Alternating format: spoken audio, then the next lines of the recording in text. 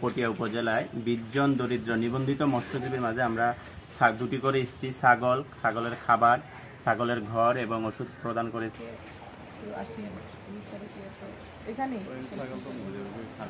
প্রতি বছরের মার্চ থেকে জুলাই এই 5 মাস এখানে মাছ ধরা বন্ধ থাকে।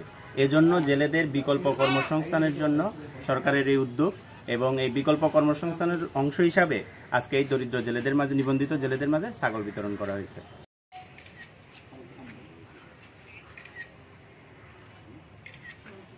এটি করা হয়ে থাকে আমাদের যে হালদার, যে আপনারা জানেন এখনো বিভিন্ন কারণে হালদাতে আমাদের যে উৎপাদন সেটা কমে যাচ্ছে। তো এটা যাতে বিকল্প, এই যে আমাদের যে পদ্ধতি এটা অনুসরণ করার মাধ্যমে আমাদের যে ইয়ারা আছেন, মৎস্যজীবী ভাইয়েরা আছেন, ওনারা এটাকে তাদের বিকল্প আয়ের উৎস হিসেবে কাজ করবে, এবং আমাদের যে 5 মাস ওনাদেরকে যে মানে অন্য উপায়ে জীবিকা অর্জন করতে হয় সেটাকে তারা এই ছাগল চাষের মাধ্যমে ওনারা এটা ধরে রাখতে পারবে।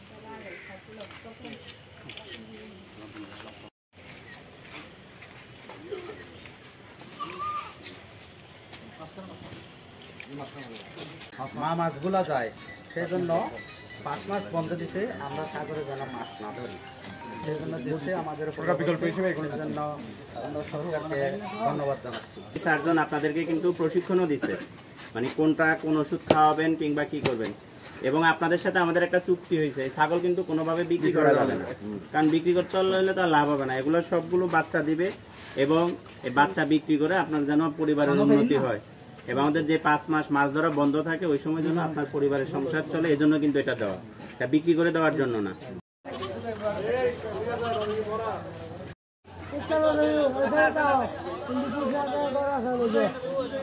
প্রতিজনকে 2টি করে ছাগল, তারপর ছাগলের খাবার, ছাগলের খোয়ার বা ঘর এবং প্রয়োজনীয় ওষুধ।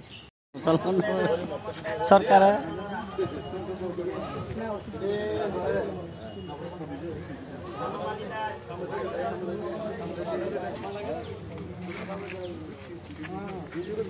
পাশাপাশি অন্যান্য কর্মকাণ্ডের মাধ্যমে তারা তাদের এই মৎস্যজীবী আহরণ থেকে তারা বিরত থাকবেন, এবং এর মাধ্যমে আমাদের হালদায় যে মৎস্যের যে অভয়ারণ্য, এটির যে ঐতিহ্য এবং এটির যে সংরক্ষণ সেটি বজায় থাকবে।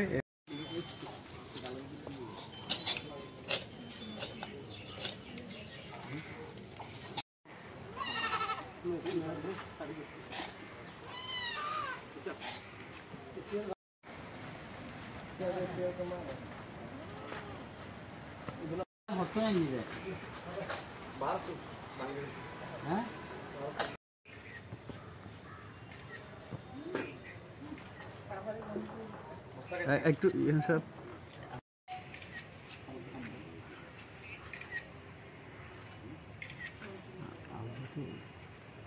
আলো তো আসা যাওয়া করবে, আপডাউন করবে।